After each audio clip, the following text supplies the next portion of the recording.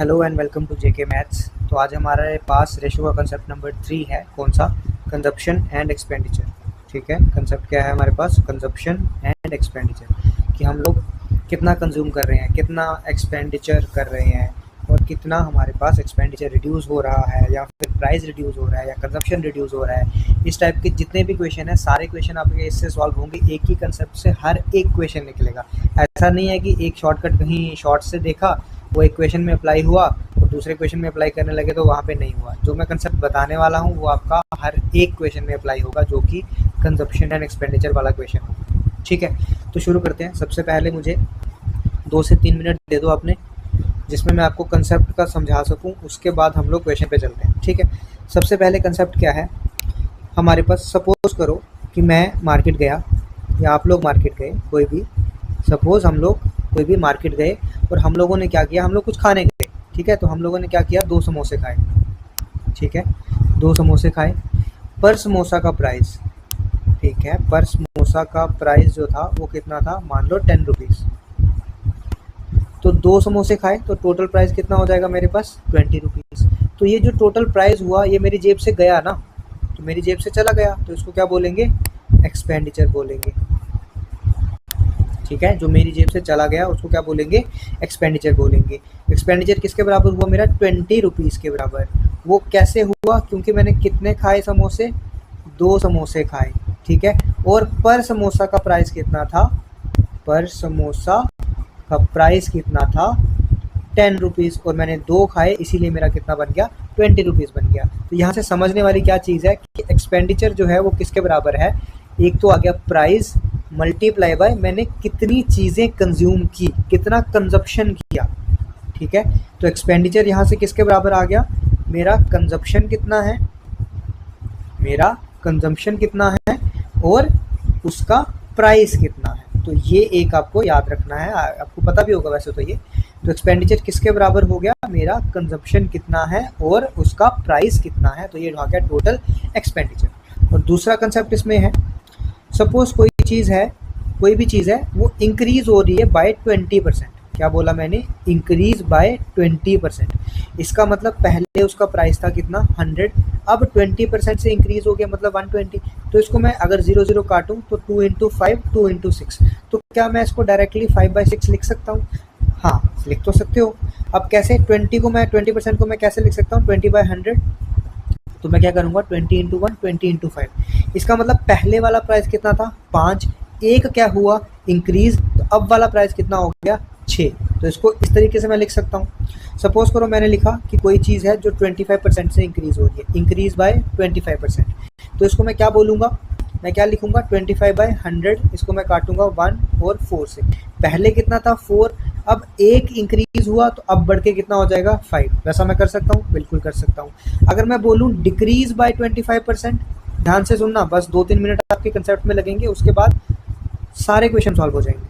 अगर मैं बोलूँ डिक्रीज बाय 25%, लिखना आपको तब भी ऐसे ही है, 25/100 काटा, पहले 4 था, अब 1 से डिक्रीज हो गया तो अब कितना रह जाएगा? 3 रह जाएगा। ये याद रखना कि इंक्रीज बाय 25%, तो 1 इंक्रीज होके 4 से कितना बन गया? 5। डिक्रीज बाय 25%, तो 4 से 1 डिक्रीज हो गए, कितना बन गया? 3 बन गया। सिमिलरली अगर मैंने बोला होगा डिक्रीज बाय 10%, तो 10% मतलब मैं क्या बोलूँगा? 10/100। इसको मैं काटूंगा तो 1/10 आ जाएगा। इसका मतलब पहले 10 था, अब मुझे बताओ यहाँ पे 11 आएगा कि 9 आएगा? नहीं, यहाँ पे तो डिक्रीज है, डिक्रीज है तो 1 से डिक्रीज हो रहा है, तो इसका मतलब 10 से कितना बन गया? 9 बन गया। आई होप आपको ये कंसेप्ट समझ आ गया होगा। कंसेप्ट समझ आ गया तो चलते हैं अपने क्वेश्चन पे डायरेक्टली। क्वेश्चन क्या है हमारे पास? क्वेश्चन है the price of an article is increased by 20%। तो अभी मैंने आपको बताया कि इंक्रीज बाय 20% होगा तो कैसे लिखेंगे, कुछ डिक्रीज होगा तो कैसे लिखेंगे। By what percentage must its consumption be reduced so that the expenditure on it reduces by 10%। अभी आपको ये क्वेश्चन ना देखने में बहुत सारा ऐसा कंफ्यूजन होता है कि कुछ इंक्रीज हो रहा है, कुछ डिक्रीज हो रहा है, कभी कंजप्शन इंक्रीज हो जाता है, कभी एक्सपेंडिचर इंक्रीज हो जाता है, कभी प्राइस इंक्रीज हो जाता है, कभी कुछ डिक्रीज हो जाता है, तो पता ही नहीं चलता कि किसमें क्या निकालना है, कंफ्यूज हो जाते हैं। ठीक है, तो ध्यान से सुनना मेरी बात। अभी मैंने क्या बताया आपको? एक्सपेंडिचर जो है वो किसके बराबर होता है? अभी मैंने बताया ऊपर, वो होता है हमारा प्राइस कितना है और हमने कंजप्शन कितनी की। ठीक है, ये चीज़ याद रखना। अब पहले तो चलो 2 मिनट के लिए ट्रेडिशनल मेथड पे जो सब सॉल्व करते हैं, ठीक है, ट्रेडिशनल मेथड पे जो सारे सॉल्व करते हैं। तो ट्रेडिशनल पे क्या होगा, मैंने क्या बोला, एक्सपेंडिचर किसके बराबर है, प्राइस इनटू कंजम्पशन के बराबर। तो मैं मान लेता हूँ कि पहले प्राइस कितना था मेरे पास, 100 रुपीज़ था। अब उसने क्या बोला है, इंक्रीज बाय 20%। तो अब इंक्रीज होके 100 से कितना बन गया, 120 बन गया। तो इसको मैं क्या लिख सकता हूँ, ओल्ड प्राइस लिख सकता हूँ। इसको मैं क्या लिख सकता हूँ, न्यू प्राइस लिख सकता हूँ ना।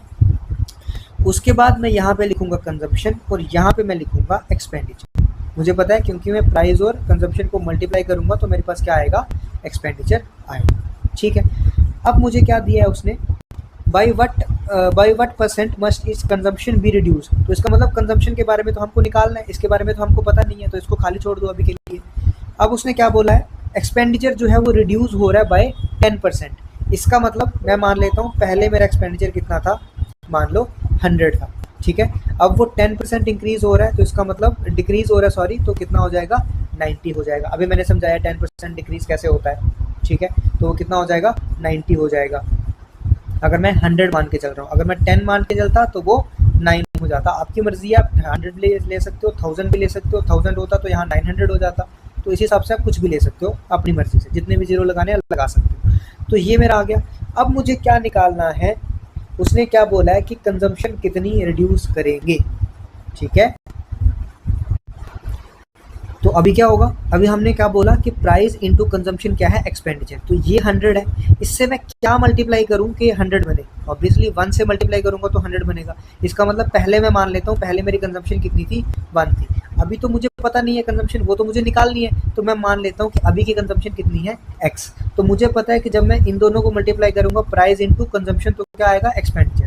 तो यहाँ से क्या मैं ऐसा लिख सकता हूँ, 120 इंटू एक्स इक्वल्स टू 90। तो यहाँ से मैं x निकाल सकता हूँ, 90 डिवाइडेड बाय 120।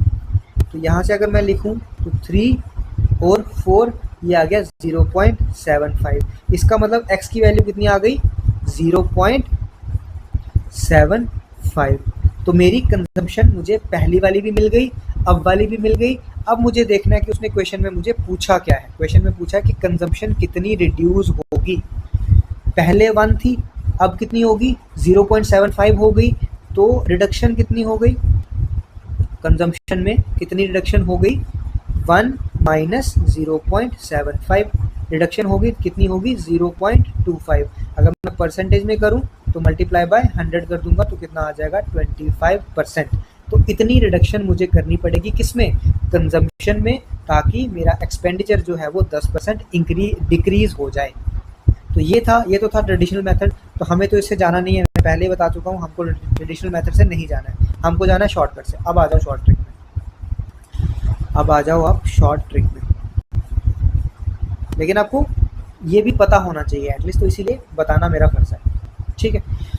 अब शॉर्ट ट्रिक पे आ जाओ। अब क्या बोला है उसने कि प्राइस दिया हमको, प्राइस इंक्रीज हो रहा है। तो पहले मैं क्या कर लेता हूँ, यहाँ पे प्राइस लिख लेता हूँ, यहाँ पे क्या लिख लेता हूँ, कंजम्पशन लिख लेता हूँ, यहाँ पे मैं क्या लिख लूँगा, एक्सपेंडिचर लिख लूँगा। ध्यान से देखना, 1 मिनट भी नहीं लगेगा, 30-40 सेकंड्स में आपका क्वेश्चन कंप्लीट हो जाएगा। क्वेश्चन क्या था, प्राइस इंक्रीज हो रहा है बाय 20%। तो अभी मैंने बोला 20% मतलब 20/100, तो ये कितना हो जाएगा, 1/5। तो पहले अगर 5 था तो अब 1 से इंक्रीज हो गया तो कितना बन गया, 6। एक्सपेंडिचर रिड्यूस हो रहा था बाय 10%, तो कैसे लिखूंगा, 10/100, 1/10। तो पहले अगर 10 था तो अभी कितना हो जाएगा, 9 हो जाएगा। अब आपको क्या करना है, लड़ाई करानी है इनकी। क्या करानी है, लड़ाई करानी है इनकी। कैसे, इसको इससे बढ़ा देना है और इसको इससे बढ़ा दिया, ठीक है। आपको लड़ाई करवा देनी है किसकी, इस वाले की इससे लड़ाई करवा देनी है और इस वाले की इससे लड़ाई करवा देनी है। इसकी लड़ाई होगी तो 9 × 5 45, तो वो लिखना कहाँ पे है, यहाँ पे। इसकी लड़ाई होगी तो 10 × 6 60, वो लिखना कहाँ पे है, यहाँ पे। तो इसका मतलब मुझे क्या पता चल गया, मेरी पहले कंजम्पशन कितनी थी, 60, अब मेरी कंजम्पशन कितनी होगी, 45। तो मेरी कंजम्पशन रिड्यूस कितनी हुई, रिडक्शन अगर मैं परसेंटेज रिडक्शन निकालूं तो कितनी हुई, 60 - 45 डिवाइडेड बाय पहले कितनी थी, 60 × 100, तो कितनी रिड्यूस हुई? 15 डिवाइडेड बाय 60 इंटू 100, तो 4 4 और 25, तो आ गया मेरा 25%। मुझे ये करने की कुछ भी करने की ज़रूरत नहीं है, मुझे क्या करना है, डायरेक्ट अपना प्राइस लिखा, एक्सपेंडिचर लिखा, इन दोनों की लड़ाई करवाई, इसकी लड़ाई करा के इसी के ऊपर लिख देना है, इसकी लड़ाई करा के इसी के ऊपर लिख देना है, बस मुझे कंजम्पशन पता चल गई, पहली वाली भी बाद वाली की। अब मुझे जो भी पूछा होगा, अगर इंक्रीज पूछा होगा तो वो इंक्रीज होगा, डिक्रीज पूछा होगा तो वो डिक्रीज हो जाएगा। तो यही था कंसेप्ट, बस इतना सा कंसेप्ट था। अब नेक्स्ट क्वेश्चन में भी चलते हैं जल्दी से, ये वाला कंसेप्ट दोबारा देख लेते हैं और आप इस पे 2 से 3 क्वेश्चन खुद से प्रैक्टिस कर लेना, कोई डाउट होगा तो मुझे कमेंट करके आप बता देना, ठीक है। तो नेक्स्ट क्वेश्चन क्या है, the price of the rice is increased by 20%। अब क्या करेंगे, अब हम डायरेक्टली सॉल्व करेंगे। प्राइस लिखूंगा मैं यहाँ पे, साथ में मैं क्या लिखूंगा, कंजम्पशन लिखूंगा, और यहाँ पे क्या लिखूंगा, एक्सपेंडिचर लिखूंगा। ध्यान से देखते जाना क्या क्या कर रहा हूँ। प्राइस इंक्रीज हो रहा है 20% से, तो अभी मैंने 20% बताया, मतलब पहले 5 होगा, अब कितना हो गया 6। क्या पूछा है उसने, इंक्रीज या डिक्रीज कंजम्पशन में कितना होगा, तो इसका मतलब ये मुझे नहीं दिया, खाली छोड़ता हूँ अभी। अब वो बोल रहा है एक्सपेंडिचर क्या हो रहा है, सेम रह रहा है।